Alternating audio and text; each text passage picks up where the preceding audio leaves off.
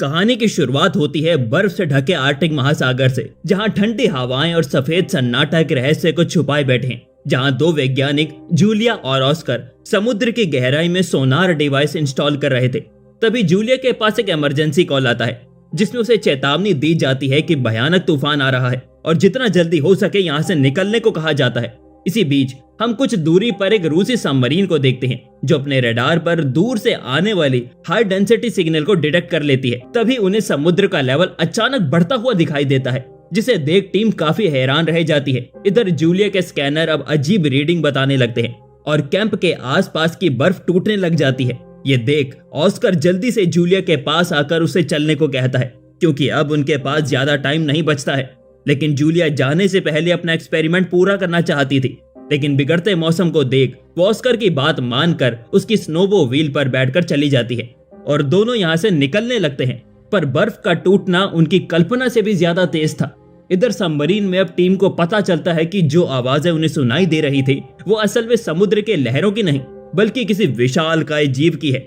इससे पहले कि टीम कुछ समझ पाती, अचानक एक विशाल क्रिएचर उनके सबमरीन से टकरा जाता है और सारे इमरजेंसी अलार्म बजने लग जाते हैं। टीम को ऐसा महसूस होता है कि जैसे उनके सबमरीन को किसी ने पकड़ लिया हो और उसे बेहद तेजी से नीचे खींच रहा हो। वहीं दूसरी तरफ हम जूलिया और ऑस्कर को देखते हैं, जो किसी तरह अपनी जान बचाकर भागने की कोशिश कर रहे थे, क्योंकि उनके पीछे की बर्फ लगातार टूट रही थी। तभी ऑस्कर को सामने एक विशाल बर्फीला तूफान दिखाई देता है, जो मौत की तरह तेजी से उनकी ओर बढ़ रहा था। ऑस्कर काफी घबरा जाता है और इसी घबराहट में बैलेंस बिगड़ने की वजह से उसकी स्नोबो व्हील बर्फ की चट्टान से टकराकर ब्लास्ट हो जाती है। और उन दोनों को जब होश आता है, तब तक उनका कैंप भी तूफान की चपेट में आकर तबाह हो चुका था। उधर पानी के नीचे सबमरीन पर लगातार हमले हो रहे थे। ये हमले करने वाला कोई और नहीं बल्कि वही क्रिएचर ही था, जिसे रोकने के लिए टीम उस पर फायरिंग करना शुरू कर देती है। तब रोशनी में उन्हें क्रिएचर की कुछ विशालकाय टेंटिकल्स दिखाई देते हैं। इससे पहले कि टीम उन टेंटिकल के बारे में कुछ और जान पाती, क्रिएचर दोबारा सबमरीन पर हमला कर उसे तबाह कर देते हैं। लेकिन डूबने से पहले कप्तान आखिरी समय में भी टीम को एक इमरजेंसी सिग्नल भेजने का आदेश देता है, ताकि नौसेना को उनकी लोकेशन मिल सके और उन्हें जल्द ही बचाने के लिए आया जा सके।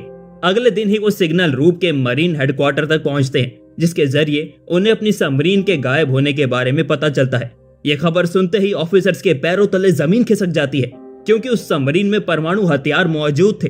इसीलिए अब ऑफिसर्स एक रेस्क्यू टीम को उन हथियारों के वापस लाने का ऑर्डर देती है और इस टीम का लीडर बनाते हैं विक्टर को, जो असल में गायब हुई सबमरीन के कैप्टन का भाई था। इसीलिए जब विक्टर की मां को पता चलता है कि वो हथियार को वापस लाने के लिए मिशन पर जा रहा था, तो पहले तो वो काफी परेशान होती हैं, लेकिन फिर विक्टर को गुड लक के तौर पर उसके पिता की घड़ी देती है, जो अब इस दुनिया में नहीं रहे थे।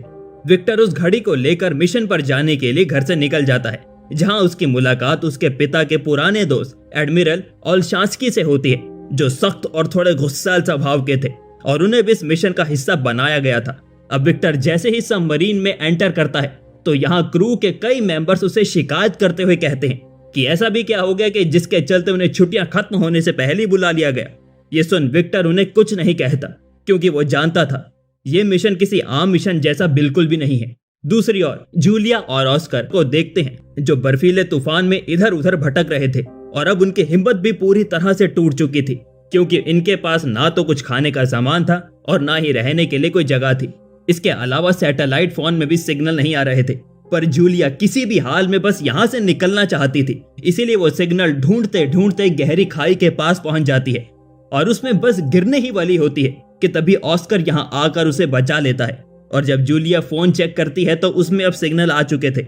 ये देख जूलिया जल्दी से एक ऑयल रिंग कंपनी को कांटेक्ट करती है, लेकिन तूफान का शोर इतना ज्यादा था कि कंपनी के मेंबर को जूलिया की एक भी बात समझ में नहीं आती और कुछ ही सेकंड्स बाद सिग्नल गायब होने की वजह से कॉल कट हो जाती है। जूलिया और ऑस्कर की हिम्मत अब लगभग टूट चुकी थी, पर फिर भी ऑस्कर बचने की एक आखिरी उम्मीद के साथ फ्लेयर गन चलाता है कि तभी जूलिया की नजर सामने बर्फ की सतह पर पड़ती है, जहां से लाल रंग की रोशनी चमक रही थी। लेकिन वो क्या है, ये जानने के लिए दोनों इस रोशनी की तरफ भागने लगते हैं। जब पास जाकर देखते हैं तो पता चलता है कि वही इमरजेंसी सिग्नल है, जिसे गायब हुई सबमरीन के कैप्टन ने रिलीज करवाया था। और इन दोनों को ये बात समझ आती है कि इस सिग्नल को ढूंढते हुए रशियन सेना यहाँ जरूर आएगी। इसलिए जूलिया ऑस्कर को यहीं रुकने के लिए कहती है इधर विक्टर की सबमरीन कई घंटों का सफर तय करने के बाद अब लोकेशन पर पहुंच जाती है। यहाँ विक्टर के भाई की सबमरीन गायब हुई थी। इसके अलावा उन्हें इमरजेंसी सिग्नल की भी लोकेशन पता चल चुकी थी। इसीलिए विक्टर अपनी टीम को इसी जगह पर चलने को कहता है। लेकिन यहाँ पहुंचने के बाद विक्टर को कोई सबमरीन नहीं मिलती, पर दो थके हारे जियोलॉजिस्ट मिल जाते हैं जिनकी हालत बहुत ज्यादा खराब थी। इसीलिए विक्टर इन्हें जल्दी से अपनी सबमरीन में ले जाता है। हालांकि ऐसा करने के पीछे उनका एक मकसद छुपा हुआ था। दरअसल वो जूलिया और ऑस्कर के जरिए यहाँ जानना चाहते थे कि आखिर उसके भाई की सबमरीन के साथ हुआ क्या था, और यही बात वो जूलिया से भी पूछता है तो उसके पास भी इस सवाल का कोई जवाब नहीं था। वो विक्टर से कहती है कि मुझे शुरुआत में ऐसा लगा था कि ये सब हमारे सोनार डिवाइस के विस्फोट की वजह से हुआ है, जिसके चलते समुद्री भूकंप ने दस्तक दी। लेकिन जब मैंने अपने इक्विपमेंट चेक किए तो उस दिन किसी भी डिवाइस ने भूकंप को रिकॉर्ड ही नहीं किया था। ये देख जूलिया को यकीन हो गया कि इतनी भयानक हलचल भूकंप पैदा नहीं कर सकता, बल्कि ये काम किसी समुद्री क्रिएचर का है। ये सुनते ही विक्टर को पिछले दिन हुई एक रहस्यमय घटना याद आ जाती है। दरअसल जब ये लोग आर्टिक सर्कल में दाखिल होने ही वाले थे, तब इनके रेडार ने एक अजीब सिग्नल पकड़ा था, जो असल में व्हेल मछली का झुंड था। और ये झुंड बार बार इनकी सबमरीन से टकरा रहा था, जैसे जानबूझकर विक्टर को आगे बढ़ने से रोकना चाह रहा हो। पर एडमिरल इन्हें दूर भगाने के लिए लो फ्रीक्वेंसी सिग्नल रिलीज करने का ऑर्डर देता है। हालांकि विक्टर ऐसा करने से मना करता है क्योंकि इससे व्हेल मछलियों को नुकसान हो सकता है, पर एडमिरल उसकी एक नहीं सुनता। लो फ्रीक्वेंसी आने के बाद ही सभी मछलियां दूर हो जाती हैं, लेकिन फिर दोबारा वापस आ जाती हैं। ये देख टीम मेंबर हैरान रह जाते हैं कि तभी उन्हें समुद्र की गहराई से एक और अजीब सिग्नल मिलता है और व्हेल मछलियां एक एक करके दूर हो जाती हैं। इधर टीम मेंबर अब इस सिग्नल को चेक करते हैं तो उन्हें एक विशाल क्रिएचर नजर आता है जो एक ही झटके में व्हेल मछली को अपना शिकार बना लेता है और फिर इनकी सबमरीन की तरफ बढ़ने लगता है। इसीलिए एडमिरल उस पर हमला करने का ऑर्डर देता है, लेकिन विक्टर उन्हें ये कहते हुए रोक देता है कि हम ऐसे किसी पर हमला नहीं कर सकते हैं। इसके बाद वो सबमरीन को पास की ही एक बर्फीली दरार में ले जाने को कहता है, क्योंकि उसे यकीन था कि इतना बड़ा क्रिएचर इस तंग दरार में नहीं घुस पाएगा, और होता भी ऐसा ही है। विक्टर की टीम उसकी बात मानकर सबमरीन को समुद्र की गहराई में छुपा देती है, जिसे क्रिएचर देख नहीं पाता और थक हार कर यहाँ से चला जाता है। इस तरह विक्टर के एक फैसले ने आज सबकी जान बचा ली थी। वहीं विक्टर ने जब जूलिया की कहानी सुनी तो वो समझ गया था कि ये वही क्रिएचर है जिसने बर्फ को तोड़कर उनकी पहली सबमरीन को तबाह किया था। अब जूलिया, जो कि एक स्वीडिश नागरिक है, वो बचपन से ही समुद्री राक्षसों पर विश्वास करती आई थी, इसीलिए अब वो इस भयानक खेल में शामिल नहीं होना चाहती थी। वो विक्टर से गुजारिश करते हुए कहती है कि तुम मुझे और ऑस्कर को उसी ऑयल रिग कंपनी के पास छोड़ आओ जहां मैंने कांटेक्ट किया था, क्योंकि मुझे ऐसा लगता है कि ये क्रिएचर वहां नहीं पहुंच पाएगा।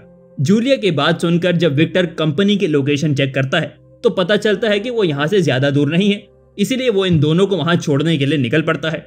लेकिन रास्ते में एक बार फिर टीम अपनी स्क्रीन पर उसी अजीब सिग्नल को नोटिस करती है, पर ये देख नहीं पाती कि वो क्रिएचर मिट्टी के नीचे से धीरे धीरे उनकी तरफ बढ़ रहा था।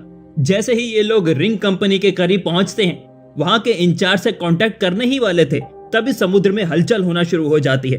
तेज लहरों के साथ पानी के अंदर से कई विशाल टेंटिकल्स बाहर निकलते हैं और मजबूत स्टील रिंग कंपनी को तबाह कर देते हैं। इधर विक्टर टेलीस्कोप के जरिए बाहर का नजारा देखता है तो उसे क्रिएचर का असली रूप नजर आता है, जो कि असल में एक बहुत बड़ा ऑक्टोपस था। उसका चेहरा देखने के बाद टीम के सभी लोग हैरान रह जाते हैं, पर इससे पहले कि वो कुछ समझ पाते, कंपनी पूरी तरह समुद्र में समा जाती है। इसीलिए विक्टर की टीम के पास यहाँ से भागने के अलावा और कोई दूसरा रास्ता नहीं बचता, जबकि ऑक्टोपस ऑयल रिंग को बर्बाद करने के बाद उनकी सबमरीन की तरफ बढ़ने लगता है। ये देख एडमिरल गुस्से में कमान अपने हाथ में ले लेता है और टीम को 2 टॉर्पेडो फायर करने का ऑर्डर देता है, लेकिन कोई फायदा नहीं होता क्योंकि ऑक्टोपस अभी भी जिंदा था, जो हमले की वजह से और भी गुस्से में आ गया था। वो तेजी से इनकी सबमरीन की तरफ बढ़ने लगता है। ये देख एडमिरल काफी डर जाता है और कमान दोबारा विक्टर को सौंप देता है। कमान हाथ में आते ही विक्टर फौरन सबमरीन को दूसरी दिशा में मोड़ने का आदेश देता है। इस तरह ये ऑक्टोपस के हमले से तो बच जाते हैं, लेकिन एक टेंटिकल सबमरीन से टकरा जाता है, जिस वजह से सबमरीन के कुछ पार्ट्स डैमेज हो जाते हैं और वो समुद्र में डूबने लगती है। इसके बाद हम देखते हैं कि ऑक्टोपस ने इन पर दोबारा हमला कर दिया है, जिसके चलते अब टॉर्पेडो रूम में भी आग लग गई थी, जिससे उसमें करीब 7 लोग फंस गए थे कि तभी ऑक्टोपस एक और हमला कर सबमरीन को नीचे डुबोने की कोशिश करता है और इन्हें चारों तरफ से घेर लेता है। ये देख विक्टर सभी मेंबर्स को साइलेंट मोड में रहने के लिए कहता है, क्योंकि समुद्री जीव अक्सर आवाज से अट्रैक्ट होते हैं। इसीलिए विक्टर सभी को शांत रहने का ऑर्डर देता है और आग बुझाने के काम में रुकवा देता है, जिस वजह से टॉर्पेडो रूम में भी कार्बन मोनोऑक्साइड बढ़ने लगती है। लेकिन विक्टर का प्लान कामयाब हो जाता है। क्रैकन को जब कोई आवाज नहीं आती तो वो वहां से चला जाता है और उसके जाते ही टॉर्पेडो रूम से जो लोग घायल थे उनको बाहर निकाल कर उनका इलाज शुरू किया जाता है, जिसमें ऑस्कर और जूलिया भी विक्टर की हेल्प करते हैं। और क्रू का भरोसा जीत लेने के बाद जूलिया विक्टर को क्रैकन के बारे में बताते हुए कहती है कि कहानियों के अनुसार क्रैकन सालों तक सोते हैं, पर जूलिया के धमाकों ने शायद उसे गहरी नींद से जगा दिया हो, इसलिए अब वो इन सभी लोगों से बदला लेना चाहता है। अगर हमें जिंदा रहना है तो सोनार को बंद करना होगा। इसके आगे वो ये भी बताती है कि ऑक्टोपस शिकार करने के बाद उसे गुफा में खींच कर ले जाते हैं, जिसका मतलब ये है कि विक्टर के भाई की सबमरीन भी जूलिया के पुराने कैंप के पास ही होनी चाहिए।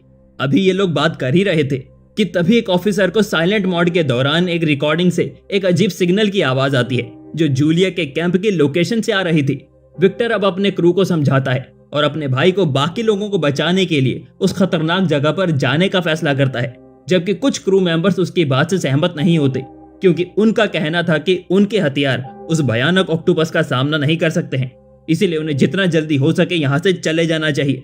लेकिन विक्टर कैप्टन होने के नाते अपनी जिम्मेदारी निभाना चाहता था, इसलिए क्रू मेंबर्स के राजी ना होने पर भी वो सबमरीन को ढूंढने निकल पड़ता है, जिसके बाद क्रू मेंबर्स भी ना चाहते हुए उसका साथ देना पड़ता है।